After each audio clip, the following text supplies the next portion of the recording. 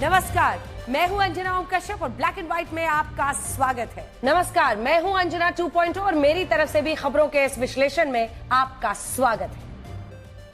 आपने ये फिल्मी डायलॉग तो सुना होगा कि हार कर जीतने वाले को बाजीगर कहते हैं, लेकिन हार कर बार बार हारने वाले को पाकिस्तान कहते हैं। वो युद्ध के मैदान में भी हारता है और पीठ दिखाकर भागता है।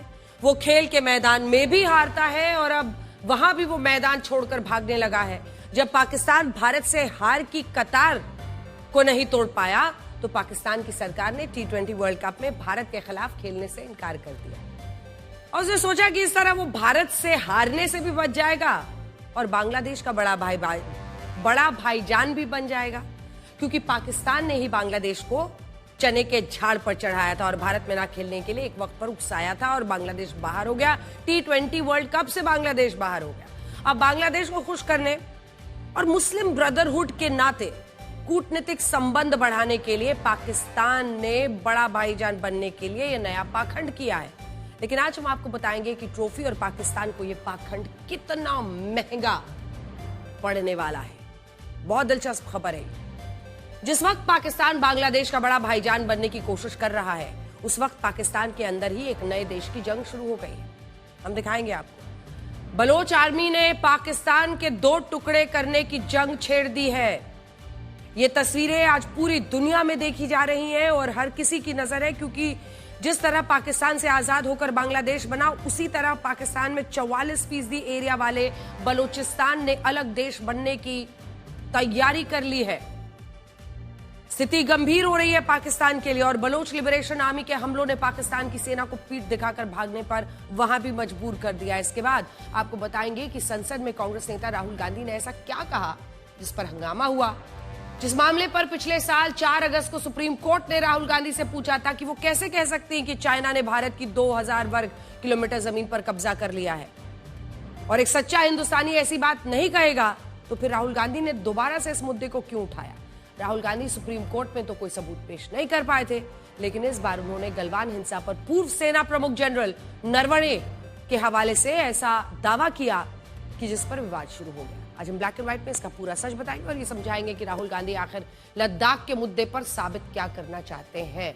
और मेरी AI वर्जन आज आपके पास कौन सी खबर।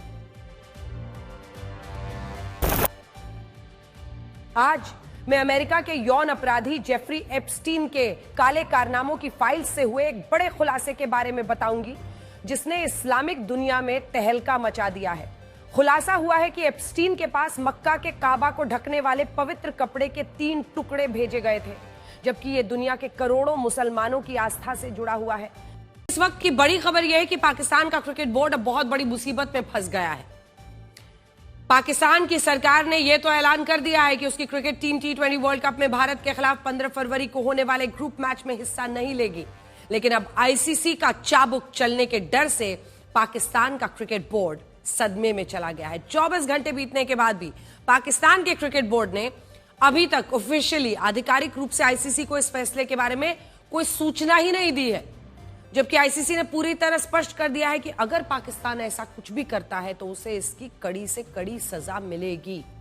ICC ने इस बयान में यह भी कहा है कि वर्ल्ड कप में क्वालिफाई करने वाली सभी टीम से यह अपेक्षा की जाती है कि वो खेल आयोजन की मूल भावना को ध्यान में रखते हुए अपने सभी मुकाबलों में हिस्सा लें, लेकिन अगर ऐसा नहीं होता तो ऐसे मामलों में कड़े फैसले भी लिए जा सकते हैं। इसके लिए ICC की एक बोर्ड मीटिंग बुलाई जा सकती है, जिसमें यह फैसला होगा कि अगर पाकिस्तान भारत के खिलाफ सिर्फ एक मैच, जो भारत के खिलाफ मैच खेलने से इनकार करता है, तो ICC ऐसी स्थिति में क्या कदम उठाएगा। और यकीन मानिए, ऐसे हालात में पाकिस्तान के खिलाफ जो भी कार्रवाई होगी वो मिसाल बनेगी। जैसे अगर पाकिस्तान भारत के खिलाफ मैच खेलने से इनकार करता है तो ICC उसे पूरे टूर्नामेंट से बाहर कर सकता है।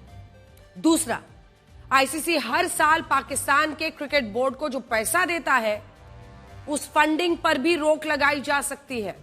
तीसरा, वर्ल्ड कप में सबसे ज्यादा कमाई भारत और पाकिस्तान के मैच से होती है और ऐसे में अगर पाकिस्तान की वजह से यह मैच नहीं खेला जाता है तो इस मैच के ब्रॉडकास्टर को जो नुकसान होगा उसकी भरपाई ICC पाकिस्तान के क्रिकेट बोर्ड से करा सकता है और और ऐसा करना पाकिस्तान के लिए आसान नहीं होगा। भिखमंगा कटोरा वाला देश है वर्ल्ड कप में जब भारत और पाकिस्तान के बीच मुकाबला होता है तब व्यूअरशिप सबसे ज्यादा होती है, सबसे ज्यादा व्यूअरशिप। और इसकी वजह से मैच के दौरान 10 सेकंड के विज्ञापन के लिए आप जानते हैं कितना पैसा लोग देते हैं? 10 सेकंड के विज्ञापन के लिए औसतन 25 से 40 लाख रुपए तक दिए जाते हैं। कुल मिलाकर मैच का लाइव प्रसारण करने वाले ब्रॉडकास्टर्स को सिर्फ भारत पाकिस्तान के एक मैच से 200 से 300 करोड़ रुपए का रेवेन्यू मिलता है। और अगर आईसीसी ने इसकी भरपाई पाकिस्तान के क्रिकेट बोर्ड से कराई तो ये समझ लीजिए कि पाकिस्तान के क्रिकेट बोर्ड का सत्यानाश हो जाएगा। पाकिस्तान को ये पैसा देने के लिए आईएमएफ या वर्ल्ड बैंक से एक नया लोन लेना पड़ेगा या किसी और देश से फिर भीख मांगनी पड़ेगी। और ऐसा हम इसलिए कह रहे हैं क्योंकि पाकिस्तान खुद इतना नुकसान अपनी जेब से कभी भर ही नहीं सकता। इसके अलावा अगर पाकिस्तान भारत के खिलाफ मैच खेलने से इनकार करता है, बाकी मैचेस तो खेलेंगे, भारत के खिलाफ नहीं खेलेंगे, तो उस पर आईसीसी कई तरह के प्रतिबंध भी लगा सकता है। इनमें सबसे बड़ा प्रतिबंध यह होगा कि पाकिस्तान को दूसरे देशों के साथ बायलैटरल सीरीज खेलने से रोका जाएगा और आईसीसी सजा के तौर पर वर्ल्ड टेस्ट चैंपियनशिप में पाकिस्तान के पॉइंट्स भी घटा सकता है और आईसीसी रैंकिंग से भी पाकिस्तान को बाहर रखा जा सकता है और ये उसके लिए बहुत बड़ी बेइज्जती से कम नहीं होगी। इसके अलावा भारत के खिलाफ मैच खेलने से इनकार करने पर पाकिस्तान की पीएसएल लीग का भी दिवाला निकल सकता है। आईसीसी चाहे तो वो सजा के तौर पर विदेशी खिलाड़ियों के पाकिस्तान सुपर लीग में हिस्सा लेने पर रोक लगा सकता है, जिससे पाकिस्तान के क्रिकेट बोर्ड का भट्ठा ही बैठ जाएगा। और अभी पाकिस्तान जो भारत के खिलाफ मैच ना खेलकर हीरो बनने की कोशिश कर रहा है, वो कोशिश उसे बर्बाद कर सकती है। और सबसे बड़ी बात यह है कि अगर पाकिस्तान ने बांग्लादेश के साथ मुस्लिम भाईचारा दिखाने के लिए कोई भी नाटक किया तो इसके बाद वो भविष्य में आईसीसी के किसी भी टूर्नामेंट की मेजबानी नहीं कर पाएगा और यह गलती उसको बहुत भारी पड़ने वाली है।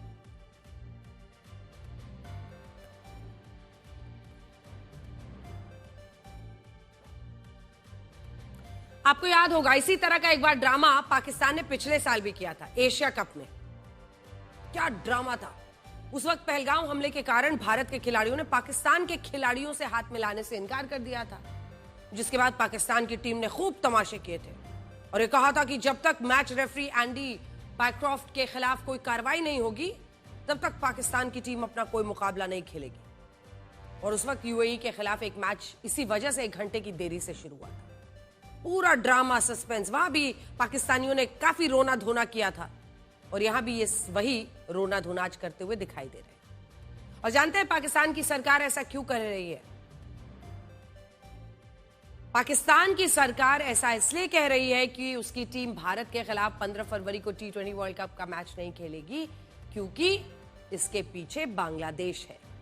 वजह के तौर पर पाकिस्तान ने पहले तो बांग्लादेश को खूब चने के झाड़ पर चढ़ाया और ये कहा कि पाकिस्तान की तरह बांग्लादेश को भी भारत में वर्ल्ड कप के मैच खेलने से इनकार कर देना चाहिए और उसकी तरह ये मांग करनी चाहिए कि बांग्लादेश के भी सारे मैचेस भारत के बाहर कराए जाएं। लेकिन इसी जिद में बांग्लादेश के क्रिकेट बोर्ड का बुरा हाल हो गया, उसे इस वर्ल्ड कप से बाहर कर दिया गया। और अब क्योंकि पाकिस्तान ने आईसीसी की बैठक में वोटिंग के दौरान बांग्लादेश की मांग का समर्थन किया था, इसीलिए जब बांग्लादेश बाहर हुआ तो पाकिस्तान ने यह तय किया कि वो उसे नैतिक रूप से समर्थन देने के लिए भारत के साथ ग्रुप मैच में नहीं खेलेगा और इस तरह पाकिस्तान बांग्लादेश का भाईजान बन जाएगा। लेकिन यही पाकिस्तान ने बहुत बड़ी गलती कर दी। हकीकत में पाकिस्तान तो यहां पाखंड कर रहा है। पाकिस्तान को लगता है कि उसे भारत के साथ जिस ग्रुप ए में रखा गया है उसमें नामीबिया, नीदरलैंड्स, अमेरिका जैसी कमजोर टीमें हैं और इन टीमों को हराकर पाकिस्तान भारत के साथ बिना मैच खेले भी सुपर 8 में पहुंच सकता है। और ये बात सही भी हो सकती है, लेकिन यहां हम पाकिस्तान को 2 बातें याद दिलाना चाहते हैं। पहली बात यह है कि 2024 के T20 वर्ल्ड कप में अमेरिका की क्रिकेट टीम ने पाकिस्तान को बुरी तरह रौंद दिया था, अमेरिका की टीम ने, और इसलिए पाकिस्तान अमेरिका की टीम को कमजोर ना समझे। दूसरी बात यह कि पाकिस्तान भले भारत के साथ वर्ल्ड कप के ग्रुप मैच में ना खेले, लेकिन वो यही चाहेगा कि भारत अपने सभी मैचेस जीते, क्योंकि अगर भारत किसी मैच में हारता है तो पाकिस्तान सुपर 8 में पहुंचने से पहले भी बाहर हो सकता है और इसकी तगड़ी बेइज्जती भी हो सकती है। इसके अलावा आप जानते हैं पाकिस्तान का सबसे बड़ा खौफ क्या है? पाकिस्तान का सबसे बड़ा खौफ है अभिषेक शर्मा, जिन्होंने एशिया कप में पाकिस्तान की तबीयत से पिटाई की थी। शर्मा जी के बेटे से दिया हुआ दर्द, और उस दर्द से पाकिस्तान की टीम अभी तक उबर नहीं पाई है। और आप पाकिस्तान के इन लोगों को और वहां के मीडिया को भी सुन सकते हैं जो ये कह रहा है कि अच्छा है पाकिस्तान भारत के साथ मैच नहीं खेल रहा, वरना उन्हें फिर शर्मिंदा होना पड़ता, वो बार बार पाकिस्तान को भारत से हारते हुए नहीं देख सकते।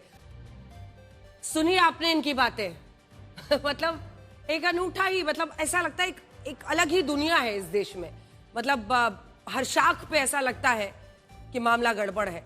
वैसे जिसको अब हम कुछ आपको दिखाना चाहते हैं जिससे आपको ये समझ में आएगा कि पाकिस्तान बांग्लादेश का भाईजान बनने का सिर्फ पाखंड कर रहा है। अगर उसने गलती से भी 15 फरवरी को भारत के खिलाफ मैच खेलने से इनकार किया तो ये इनकार उसका डेथ वारंट बन जाएगा।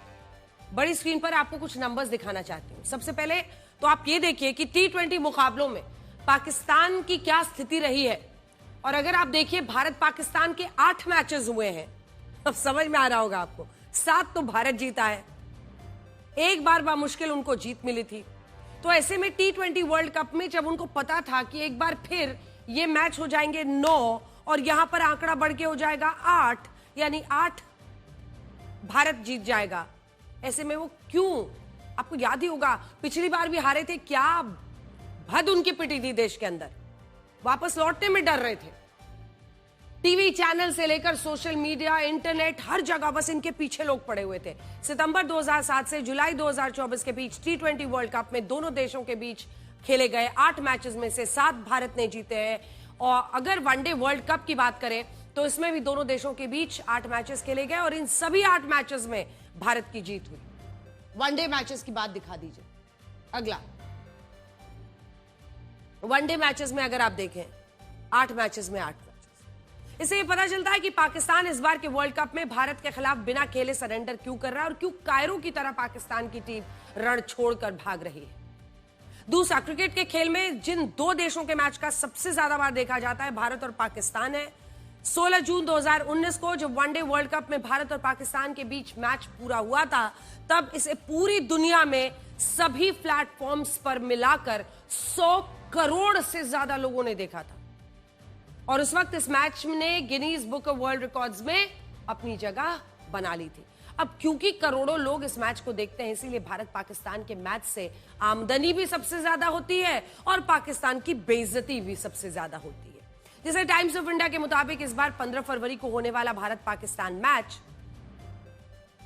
जो है, उस मैच से 4,500 करोड़ रुपए का रेवेन्यू, ये देखिए, पैदा होगा, जिसमें ब्रॉडकास्ट राइट्स हो, स्पॉन्सरशिप्स, मैच के टिकट्स, विज्ञापन, दूसरी चीजें शामिल है। सोचिए अगर ये मैच ही नहीं हुआ, इसकी भरपाई पाकिस्तान से कराई गई तो पाकिस्तान के क्रिकेट बोर्ड का क्या हाल हो जाएगा।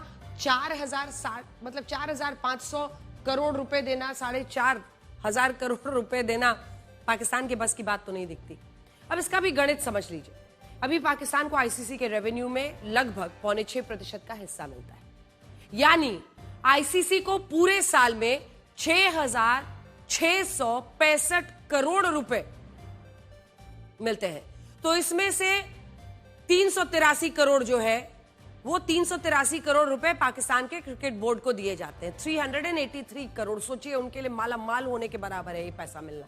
अब अगर हम ये मान ले कि आईसीसी पाकिस्तान के क्रिकेट बोर्ड से 15 फरवरी के मैच की भरपाई करवाता है, तो आईसीसी से पीसीबी को, जो पाकिस्तान क्रिकेट बोर्ड है, उसको मिलने वाले ये 383 करोड़ रुपए में से 300 करोड़ रुपए तो ब्रॉडकास्टर्स के पास ही चले जाएंगे और पाकिस्तान के पास इसके बाद ज्यादा कुछ बचेगा नहीं।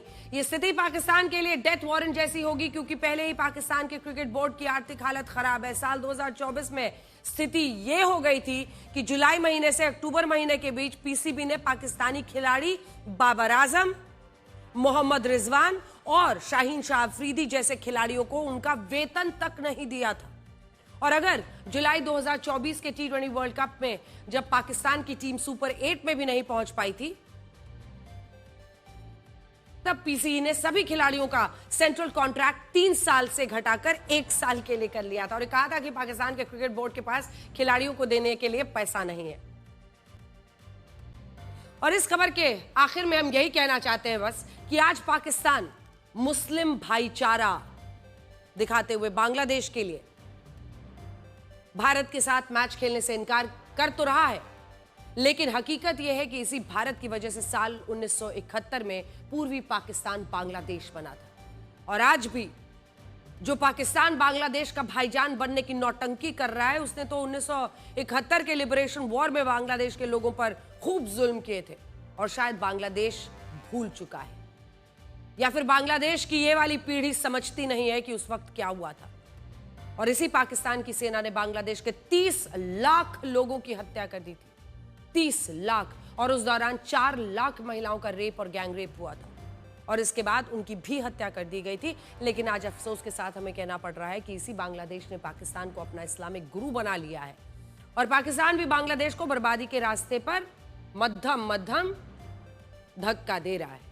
पाकिस्तान में क्या हो रहा है अब आप वो भी देख लीजिए। जिस तरह साल 1971 में पूर्वी पाकिस्तान आजाद होकर बांग्लादेश बन गया था, ठीक उसी तरह अब पाकिस्तान के सबसे बड़े प्रांत बलूचिस्तान ने भी आजादी का ऐलान कर दिया है। और ये इसलिए महत्वपूर्ण है क्योंकि पाकिस्तान के कुल क्षेत्रफल में बलूचिस्तान की हिस्सेदारी 44% है और अगर बलूचिस्तान पाकिस्तान से आजाद होता है तो क्षेत्रफल के मामले में पाकिस्तान लगभग आधा रह जाएगा। बलोच लिबरेशन आर्मी के नए हमलों में पाकिस्तान की सेना को कोमा में पहुंचा दिया है। ये तस्वीरें आप वहां की देख रहे हैं। स्थिति ये हो गई है कि पाकिस्तान के सैनिक कायरों की तरह वहां से पीठ दिखाकर भाग गए। बीएलए के इस नए ऑपरेशन का नाम है हेरोफ 2.0, जिसमें हेरोफ का मतलब है हीरोज ऑफ फ्रीडम। दावा है बीएलए के लड़ाकों ने इस ऑपरेशन की तैयारी लगभग 11 महीनों तक की थी। इसके बाद बलूचिस्तान में एक साथ लगातार कई जगहों पर 70 से ज्यादा हमले किए जहां पाकिस्तानी सेना की तैनाती थी। तस्वीरें देखिए। बीएलए का दावा है कि इन हमलों में पाकिस्तान के 200 से ज्यादा जवान मारे गए हैं, जिनमें सेना और स्थानीय पुलिस के अलावा पाकिस्तान के फ्रंटियर कॉर्प्स के भी 40 से ज्यादा जवान हो सकते हैं। ये वही फ्रंटियर कॉर्प्स है जिसने कई बलोच विद्रोहियों को गिरफ्तार करने के बाद उन्हें गायब कर दिया था। लेकिन आज इसी फ्रंटियर कॉर्प्स के जवान अपनी चौकियों को छोड़कर पीठ दिखा रहे थे और कई ऐसे हैं जो गोली खा चुके हैं। बीएलए के मुताबिक इन हमलों के शुरुआती 40 घंटों में बलूचिस्तान के नोकी, तुर्बत, ग्वादर, नौशकी जैसे बड़े जो इलाके हैं उनमें 70 से ज्यादा हमले हुए हैं और ये हमले भी 3 तरह के किए गए। इनमें सबसे पहले पाकिस्तानी सेना के काफिलों को आत्मघाती हमलों में निशाना बनाया गया, सुसाइडल बॉम्बिंग। इसके बाद दूसरे नंबर पर बलूचिस्तान में पाकिस्तान की जो इंटेलिजेंस फैसिलिटीज है, पाकिस्तान की जितनी भी इंटेलिजेंस फैसिलिटी सेंटर्स है वहां पर बलूचिस्तान में, उनको नष्ट कर दिया गया है। और तीसरे नंबर पर बलूचिस्तान में पाकिस्तानी सेना, फ्रंटियर कॉर्प्स के जो सिक्योरिटी चेक पॉइंट्स थे उनको निशाना बनाया गया है। दावा है कि जब पाकिस्तानी सेना के जवान कायरों की तरफ पीठ दिखाकर भाग गए तब 12 चेक पोस्ट को बीएलए के लड़ाकों ने अपने कब्जे में ले लिया है। और ऐसा नहीं है कि ये हमले अभी रुक गए हैं, अभी भी बलोच, इस वक्त भी जब आप ये खबर देख रहे हैं वहां पर जबरदस्त संघर्ष चल रहा है। अब भी बलोच लिबरेशन आर्मी, पाकिस्तान की सेना, दोनों के बीच 12 शहरों में खूनी संघर्ष चल रहा है और पाकिस्तान को डर है कि इस बार बलूचिस्तान के कई मुख्य शहरों पर बीएलए का कब्जा हो सकता है। बीएलए का दावा है कि उसने अब भी पाकिस्तान के 17 जिंदा सैनिकों को बंधक बनाया हुआ है। ऐसा पहली बार हुआ है जब बलोच लिबरेशन आर्मी ने पाकिस्तान की सेना को फिदायीन हमलों या आत्मघाती हमलों में निशाना बनाया है और इन हमलों को 3 महिला लड़ाकों ने अंजाम दिया है। जी हां, इनमें पहली महिला फिदायीन का नाम है हवा बलोच और दूसरी महिला फिदायीन का नाम है आसिफा मेंगल। इन दोनों की तस्वीर आपके सामने हम दिखा रहे हैं। इनमें भी हवा बलोच ने पाकिस्तान के ग्वादर फ्रंट पर अब तक का सबसे बड़ा सुसाइडल अटैक किया है, आत्मघाती हमला किया है, जिसमें पाकिस्तान के कम से कम 20 सैनिकों के मारे जाने का दावा है। हवा बलोच को इस फिदायीन हमले के लिए एक खास कोड नेम दिया गया था और वो कोड नेम था द्रोशम। हवा बलोच पेशे से एक लेखिका, एक बुद्धिजीवी है, लेकिन आप सोचिए कि कितनी प्रताड़ना वहां पर इन महिलाओं ने झेली है कि अब अपनी जान की कुर्बानी भी बलूचिस्तान की आजादी के लिए वो देने को तैयार हो गई है। वो एक लेखिका है, एक इंटेलेक्चुअल है, लेकिन जब साल 2021 में एक विद्रोह के दौरान पाकिस्तान की सेना ने उनके पिता की बेरहमी से हत्या कर दी, तब हवा बलोच बीएलए में शामिल हो गई और इस बार भी फिदायीन हमले से पहले उन्होंने एक वीडियो बनाकर बलूचिस्तान के लोगों से यह अपील की है कि वो इस आज़ादी के लिए अपनी आवाज़ को बुलंद करें और असीम मुनीर की सेना को बलूचिस्तान से उखाड़ कर फेंक दें। हवा बलोच की तरह 23 साल की आसिफा मेंगल ने भी 31 जनवरी को नोशकी में आत्मघाती हमला करके आईएसआई के सबसे बड़े कैंप को तबाह कर दिया और इन हमलों से पाकिस्तान की सेना बहुत डरी हुई है। अब तक इस तरह के फिदायीन हमले पुरुष लड़ाकों द्वारा किए जाते थे, लेकिन पहली बार महिला विद्रोहियों ने आत्मघाती हमलों में खुद को बारूद के साथ उड़ाकर पाकिस्तान के सैन्य ठिकानों को निशाना बनाया है। और इनमें एक महिला फिदायीन की उम्र 60 साल बताई जा रही है, जिनका नाम है हातम नाज। उनका नाम हातम नाज था और बलोच लिबरेशन आर्मी ने उन्हें गुल बीबी का कोड नेम दिया था। और इस 60 साल की महिला फिदायीन ने भी खुद को पाकिस्तान के ठिकानों के साथ उड़ा लिया है। और इन हमलों के बाद पाकिस्तान का इतना बुरा हाल हो गया है कि न सिर्फ बलूचिस्तान के मुख्यमंत्री सरफराज बुख्ती आंसू बहाते हुए नजर आए हैं, बल्कि लश्कर तैयबा का सबसे टॉप कमांडर राना मोहम्मद अशफाक भी ये कह रहा है कि इस बार बीएलए ने सारी हदें पार कर दी हैं। और जानते हैं यहाँ सबसे बड़ा मजाक क्या है? सबसे बड़ा मजाक ये है कि आतंकवादी बीएलए के हमलों को आतंकवादी हमला बताकर उन पर चिंता जता रहे हैं और ये कह रहा है कि आतंकवाद बलूचिस्तान के लिए, पाकिस्तान के लिए अच्छा नहीं है। जब आतंकी ऐसी बात करे तो समझ में आता है। वैसे अटल जी कहा ही करते थे, चिंगारी का खेल बुरा होता है।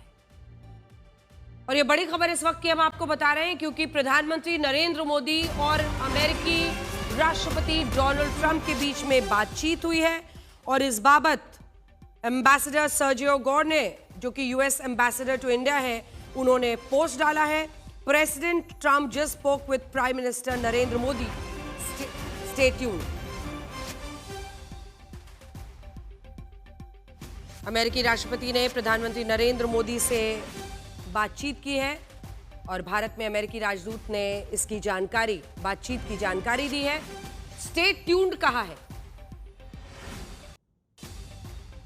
इससे ऐसा लगता है कि आगे कुछ बड़ा होने वाला है क्योंकि इस बारे में जानकारी दी जा रही है।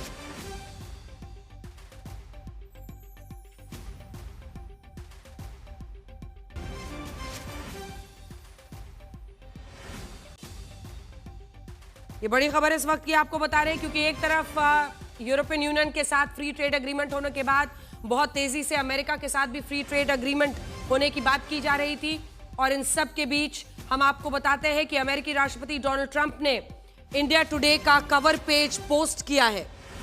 आपको ये तस्वीर भी दिखा देते हैं क्योंकि अभी अभी ये तस्वीर आई है जिसमें डोनाल्ड ट्रंप ने ये पोस्ट किया है। ट्रंप ने इंडिया टुडे मैगजीन का कवर पेज ट्वीट किया है और इस पर उन्होंने लिखा है, ये देखिए, हम आपको ये सामने दिखा रहे हैं।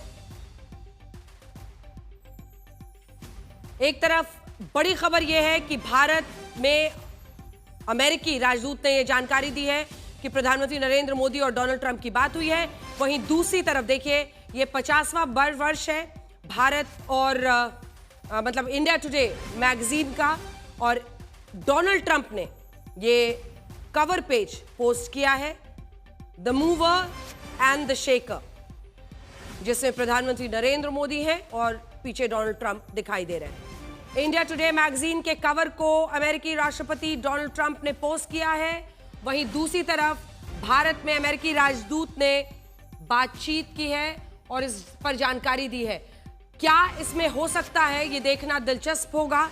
हमारे साथ प्रणय उपाध्याय, हमारे सहयोगी, जुड़ रहे हैं।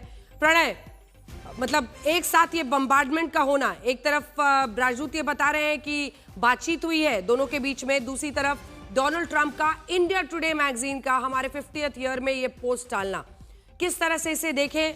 क्योंकि अभी तो अगर देखिए तो अब एफटीए को लेकर ही बात आगे बनती हुई दिखाई दे रही थी, उस बाबत है क्या है? स्टे ट्यून्ड भी लिखा है राजदूत ने।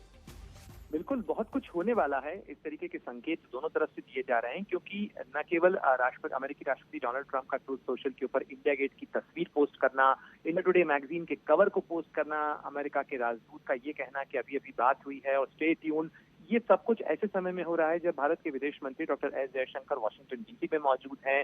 उन्हें आमंत्रित किया गया है क्रिटिकल मिनरल समिट के लिए, और उसके हाशिए के ऊपर उनकी अमेरिकी जो प्रशासन के लोग हैं, खासतौर पर मार्को रूबियो, उनके साथ मुलाकात होनी है, बातचीत होनी है। और इस मुलाकात, इस यात्रा से पहले सर्जियो गोर जो कि अमेरिका के राजदूत हैं, उनके साथ विदेश मंत्री डॉक्टर जयशंकर की मुलाकात भी हुई थी। उसके अंदर कहा गया था कि बहुत महत्वपूर्ण बातचीत हुई है, बहुत सकारात्मक बातचीत हुई है और बहुत कुछ होने वाला है। तो ये तमाम उन चीजों के संकेत नजर आ रहे हैं। अब एग्जैक्टली क्या बात हुई है, इसको लेकर विदेश मंत्रालय की तरफ से आने वाले बयान का अंजना इंतजार होगा कि क्या बातचीत हुई है। प्रधानमंत्री मोदी की तरफ से क्या कहा गया है, अमेरिकी राष्ट्रपति की तरफ से क्या कहा गया है। लेकिन द मूवर्स एंड शेकर्स और news makers of the year 2025, ये कवर पेज अपने आप में बहुत सारी चीजें इंगित भी करता है और कहानी बयां करता है। बिल्कुल, मतलब इसमें बल्कि 3 शख्सियतें दिखती हैं, एक द मूवर, एक द शेकर और एक द न्यूज मेकर।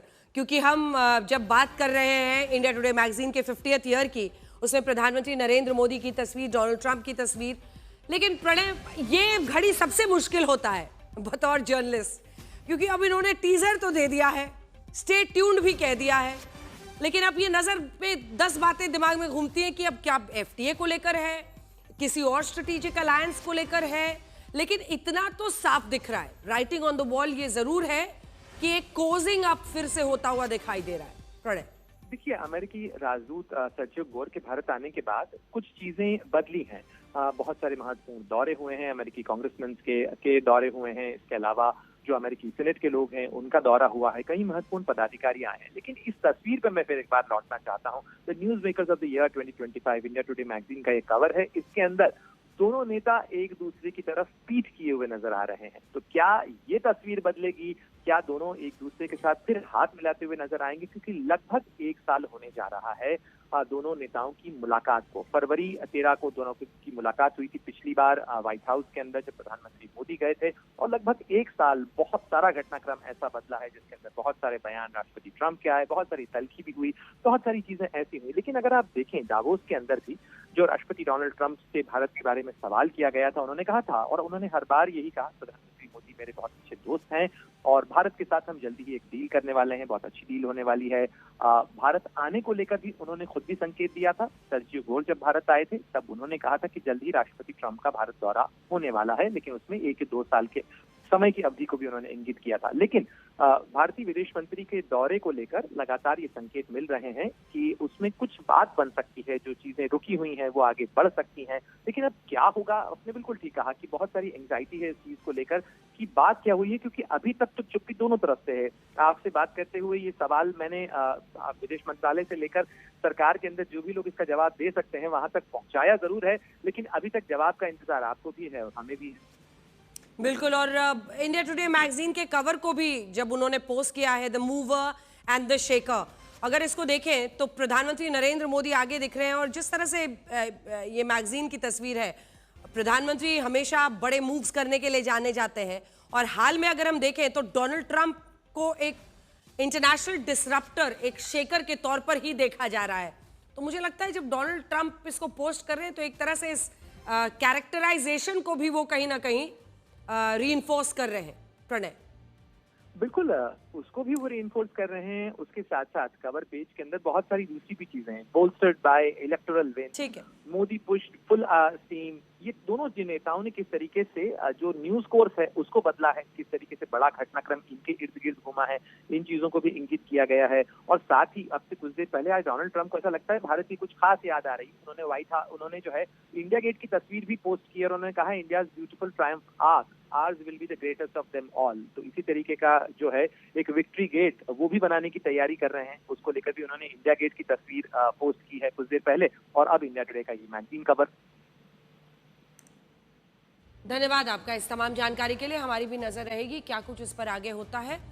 और आपको ये बताते हैं कि जब पूरी दुनिया में भारत के 7,85,000 करोड़ रुपए के विशाल रक्षा बजट की चर्चा हो रही है, तब हमारे ही देश की संसद में देश की सेना को लेकर राजनीति क्यों होने लगी। और आज ये सोचना बहुत जरूरी है कि क्या देश को इस तरह की किसी राजनीति की जरूरत है। इस खबर को समझने के लिए 4 अगस्त 2025 की वो तारीख याद करनी होगी जब सुप्रीम कोर्ट में एक मामले की सुनवाई चल रही थी। और ये मामला राहुल गांधी के उसी दावे से जुड़ा था, एक दावे से उस वक्त 16 दिसंबर 2022 को राहुल गांधी ने यह कहा कि चीन ने लद्दाख में 2000 वर्ग किलोमीटर की जमीन पर कब्जा कर लिया है, लद्दाख में, और हमारे सैनिक LAC पर चाइना से पिट रहे हैं। और तब इस भाषा को और इस दावे को सुप्रीम कोर्ट में कुछ तथ्यों के आधार पर चुनौती दी गई और राहुल गांधी से कहा गया कि वो जो कह रहे हैं उसे साबित करें। लेकिन राहुल गांधी ने ऐसा नहीं किया, राहुल गांधी से नहीं साबित कर पाए और इसके बाद सुप्रीम कोर्ट को उनसे यह कहना पड़ा कि अगर वो सच्चे भारतीय होते तो कभी ऐसा बिना पुष्टि के कोई दावा नहीं करते। और मैं अदालत के रिकॉर्ड से आपको बता रही हूं कि उस वक्त राहुल गांधी अपने इस दावे को साबित करने के लिए कोर्ट में एक भी सबूत पेश नहीं कर पाए थे। और ऐसा माना जा रहा था कि सुप्रीम कोर्ट की सख्त टिप्पणी के बाद राहुल गांधी ये गलती दोबारा नहीं करेंगे। लेकिन आज उन्होंने फिर से ऐसा किया और जब वो राष्ट्रपति के अभिभाषण पर, जब आप वो प्रेसिडेंट के अभिभाषण पर लोकसभा में बोलने के लिए खड़े हुए, तब उन्होंने लद्दाख का यही मुद्दा फिर से उठा दिया। पूर्व सेना प्रमुख जनरल मनोज मुकुंद नरवणे की एक किताब के हवाले से कहा कि डोकलाम में 4 चीनी टैंक भारत की सीमा में पहुंच गए थे। और राहुल गांधी के इतने ही बयान के बाद लोकसभा में हंगामा शुरू हो गया। रक्षा मंत्री राजनाथ सिंह से लेकर गृह मंत्री अमित शाह, संसदीय कार्य मंत्री किरेन रिजिजू ने भी इस पर कड़ी आपत्ति जताई। यहां राहुल गांधी से एक और गलती यह हुई कि वो दावा तो लद्दाख को लेकर कर रहे थे, लेकिन उन्होंने नाम डोकलाम का ले लिया, जबकि डोकलाम भारत के सिक्किम राज्य की तरफ है। अब सरकार ने राहुल गांधी के इस बयान का इसलिए विरोध किया क्योंकि वो पूर्व सेना प्रमुख के जिस बयान को लोकसभा में कोट कर रहे थे, वो बयान उस पुस्तक के हवाले से है जो इस वक्त प्रकाशित ही नहीं हुई है। इस पुस्तक का नाम है 4 स्टार्स ऑफ डेस्टिनी। इस पुस्तक का कवर पेज अप्रैल 2024 में प्रकाशित हुआ था और पूर्व सेना प्रमुख जनरल मनोज मुकुंद नरवणे ने यह पुस्तक प्रकाशित होने के बाद के लिए भी दे दी थी। लेकिन क्योंकि तब तक इस पुस्तक को भारत के रक्षा मंत्रालय की तरफ से प्रकाशन की अनुमति ही नहीं मिली, इसीलिए ना तो यह पुस्तक अब तक छापी गई और ना ही यह बाजार में आपको मिल सकती। लेकिन इसके बावजूद राहुल गांधी ने इस पुस्तक को लोकसभा में कोट किया और जब उनसे ये पूछा गया कि ये पुस्तक तो आई नहीं है, तो इस पर उन्होंने कहा कि एक मैगजीन में इस पुस्तक के हवाले से जो बातें लिखी गई हैं, जिन्हें वो लोकसभा में रखना चाहते हैं। अब सोचिए कि राहुल गांधी को देश की सुरक्षा से जुड़े इतने संवेदनशील मामले में एक मैगजीन के हवाले से इतना बड़ा दावा करना चाहिए, और वो भी तब जब इस मैगजीन ने पहले गलतियां की हुई हैं, कोर्ट में जाकर माफी मांगनी पड़ी है। और यहां सवाल यह भी है कि राहुल गांधी बताना क्या चाह रहे हैं। राहुल गांधी इस मैगजीन में लिखी बातों के आधार पर यह साबित करना चाहते थे कि 31 अगस्त 2020 को पूर्वी लद्दाख के रेचेंगला में चाइना के टैंक भारत की सीमा में घुस आए थे और भारत की सरकार कुछ नहीं कर पाई। लेकिन यहां हम ये कहना चाहते हैं कि अगर राहुल गांधी ने अपनी इस बात को साबित करने के लिए एक ऐसी पुस्तक का सहारा लिया जो प्रकाशित नहीं है, जिसका जिक्र अभी सिर्फ एक मैगजीन में किया गया है, तो राहुल गांधी ने थोड़ा और इस पर आखिर तैयारी क्या की। अगर राहुल गांधी और होमवर्क करते तो उन्हें पूर्व सेना प्रमुख जनरल मनोज मुकुंद नरवणे का ही ये 30 मार्च 2021 का बयान मिलता, जिसमें उन्होंने साफ साफ कहा था कि लद्दाख में भारत ने अपनी जमीन का 1 इंच टुकड़ा भी नहीं खोया है और भारत आज भी वहीं पर खड़ा है जहां विवाद से पहले खड़ा था। लेकिन राहुल गांधी ने इस बयान को तो नहीं सुना, लेकिन जो पुस्तक प्रकाशित नहीं हुई है, जिसको एक मैगजीन ने कोट किया है, उसे हथियार बनाकर बात कह दी, जिस पर पूरे दिन राजनीति हुई। लेकिन यहां हम फिर से वही सवाल पूछना चाहते हैं कि क्या भारत को ऐसी किसी भी राजनीति की जरूरत है? सोचिए, जब दुनिया के रक्षा बजट की इतनी चर्चा हो रही है, इस बात की चर्चा हो रही है कि भारत अपना रक्षा बजट बढ़ा रहा है, तब राहुल गांधी आखिर लद्दाख के मुद्दे पर क्या साबित कर रहे थे? This is about when 4 Chinese tanks were entering Indian territory.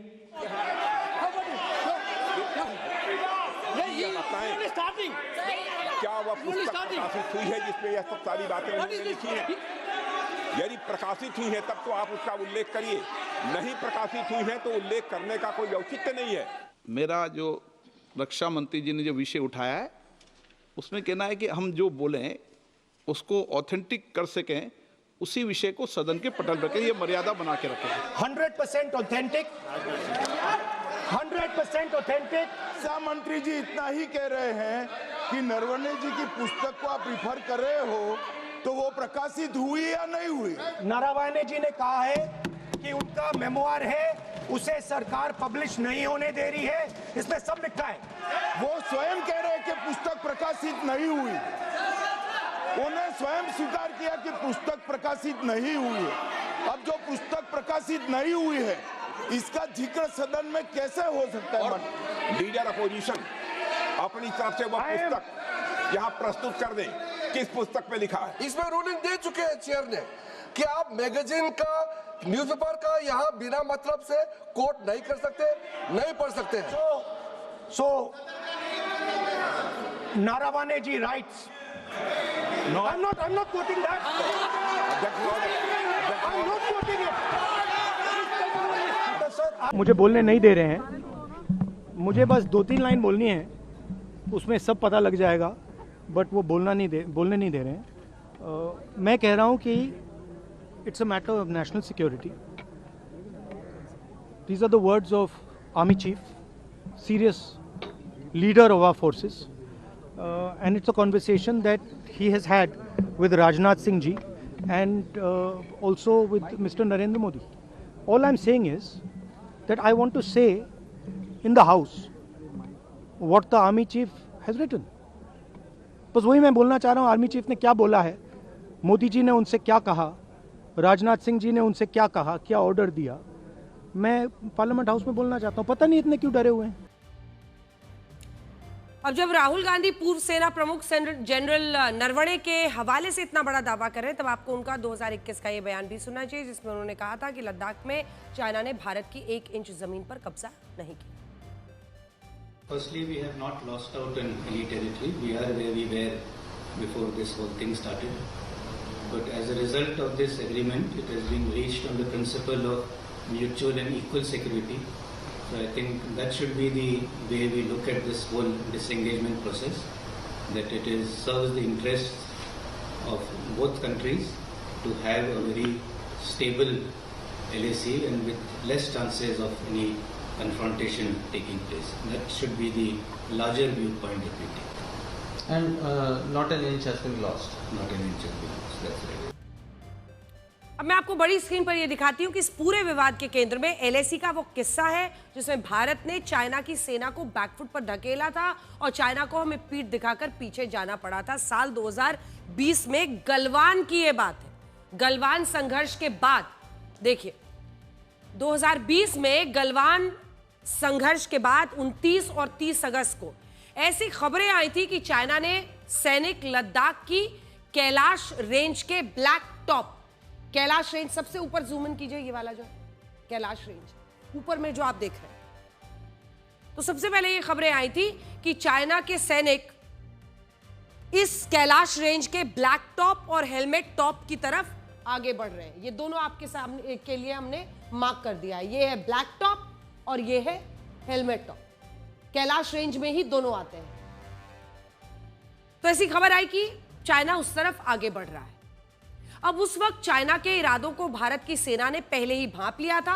पहले भारतीय सेना की तैनाती कैलाश रेंज के इलाकों और यहां जो स्पेंगुर झील है, स्पेंगुर झील, उसके आसपास में नहीं थी। लेकिन 29 और 30 अगस्त को भारतीय सेना की विशेष टुकड़ियां यहां पर पहुंच गई और हमने अपने पराक्रम से चाइना को हैरान कर दिया। जो चाइना कैलाश रेंज के इन इलाकों की तरफ आगे बढ़ रहा था, हेलमेट टॉप और ब्लैक टॉप की तरफ आगे बढ़ रहा था, वो देखिए यहां पर हमने कुछ चीनी टैंक भी बना दिया आपके लिए जिससे आप समझे। तो इसी कैलाश रेंज के ब्लैक टॉप, हेलमेट टॉप पर वो आगे बढ़ रहा था, लेकिन हमारी तैनाती की वजह से, हमारी तैयारी की वजह से उसे भागना पड़ा। हमने ऐसा करने से रोका उन्हें आगे बढ़ने से। और ये पूरा मामला तो सेना के पराक्रम का था, लेकिन राहुल गांधी ने इसे भी राजनीतिक विवाद में झोंक दिया। अमेरिका के बदनाम करोड़पति और यौन अपराधी जेफरी एप्स्टीन के काले कारनामों की फाइल से एक बड़ा खुलासा हुआ जिसने इस्लामिक दुनिया में तहलका मचा दिया। यह खुलासा इस्लाम के सबसे बड़े धर्मस्थल सऊदी अरब के मक्का में स्थित काबा से जुड़ा है। मक्का में स्थित काबा से दुनिया के 200 करोड़ मुस्लिमों की आस्था जुड़ी हुई है। यहां हर साल करीब 20 लाख मुस्लिम अपनी तीर्थ यात्रा हज के लिए आते हैं। काबा को अल्लाह का घर कहा जाता है, इसीलिए करोड़ों मुस्लिमों की आस्था, विश्वास और अच्छा इंसान बनने की प्रेरणा से जुड़ा है। लेकिन एप्स्टीन को लेकर घिनौने खुलासे हुए हैं। उसने इस धार्मिक स्थल और यहां से जुड़ी इस्लामिक मान्यताओं का अपमान किया है। एप्स्टीन फाइल्स में बताया गया है कि साल 2017 में जेफरी एप्स्टीन के फ्लोरिडा वाले घर पर मक्का के काबा पर उड़ाए जाने वाले पवित्र कपड़े के 3 टुकड़े भेजे गए थे और इस पवित्र कपड़े को किस्वा कहा जाता है। एप्स्टीन फाइल्स के मुताबिक फरवरी और मार्च 2017 में सऊदी मूल की एक महिला बिजनेसमैन अजीजा अल अहमदी ने सऊदी अरब के एक व्यक्ति अब्दुल्ला अल मारी के साथ मिलकर किस्वा की डिलीवरी एप्स्टीन के घर पर करवाई थी। किस्वा के 3 टुकड़े आर्टवर्क के रूप में दिखाते हुए डिलीवरी की पूरी व्यवस्था की गई थी। तो काबा पे ये जो होली कपड़ा वहां पर चढ़ता है उसको किस्वा कहते हैं। किस्वा को अल्लाह की शान और शौकत की निशानी माना जाता है और किस्वा शुद्ध रेशम से बना सोने चांदी के धागों की कढ़ाई वाली चादर है जिससे काबा को ढका जाता है। किस्वा पर कुरान की आयतें की कढ़ाई होती है, इसीलिए किस्वा को काफ़ी पवित्र माना जाता है और हज यात्रा के दौरान हज यात्री इसे बहुत उम्मीदों और आस्था से छूते हैं। हर साल हिजरी कैलेंडर के हिसाब से धुअल हिज्जा महीने में इसे बदला जाता है। जैसे साल 2026 में ये प्रक्रिया मई जून में होगी। नया किस्वा चढ़ाने के बाद पुराने कपड़े को काटकर टुकड़ों में बांट दिया जाता है। कई मुस्लिम संगठन म्यूजियम में अमानत के तौर पर इसको रखवाया जाता है क्योंकि ये दुनिया भर के मुस्लिम्स के लिए बहुत पवित्र माना जाता है। अब जेफरी एप्स्टीन को इसके 3 टुकड़े दिए गए थे। इनमें से एक टुकड़ा काबा के अंदर वाले हिस्से से जुड़ा था, दूसरा टुकड़ा बाहरी हिस्से को ढकने वाले कपड़े का हिस्सा था, तीसरा टुकड़ा काबा में तब तक इस्तेमाल नहीं हुआ था। बच्चों का यौन शोषण करने वाला अपराधी एप्स्टीन को जब पवित्र किस्वा गिफ्ट किया गया था तो उस वक्त का एक ईमेल भी एप्स्टीन फाइल्स में मौजूद है। ये ईमेल अजीजा अल अहमदी ने जेफरी एप्स्टीन को किया था। इसमें किस्वा की शिपमेंट डिटेल्स अटैच की गई थी और बताया गया था कि इस्लाम में किस्वा को कितना पवित्र समझा जाता है। इस ईमेल में किस्वा को लेकर अजीजा अल अहमदी कहती हैं इस काले टुकड़े को सुन्नी, शिया और अन्य मुस्लिम समुदायों के कम से कम 1 करोड़ मुस्लिम्स ने छुआ है। इसी के साथ ब्लैक एंड व्हाइट में आज के लिए इतना ही। कल रात 9 बजे आपसे फिर होगी मुलाकात। तब तक आप खुश रहिए, सुरक्षित रहिए, स्वस्थ रहिए। इस दुनिया में गरीब अपनी जरूरतें छिपाता है और अमीर अपनी आय। बाकी सब दिखावे का खेल है। नमस्कार।